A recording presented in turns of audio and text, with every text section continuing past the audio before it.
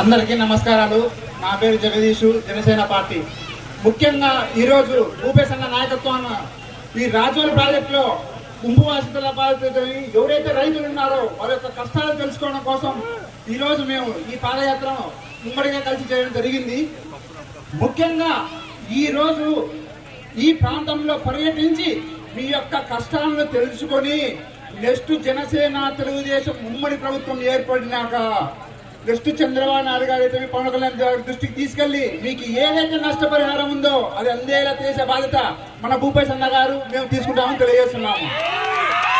ముఖ్యంగా ఈరోజు టైం తక్కువ ఉంది కాబట్టి నేను రెండే మాటలు మాట్లాడుతున్నా. ఒక స్లోగన్ ఇచ్చామనుకున్నా, hello AP, bye bye YCP, hello AP, bye bye YCP.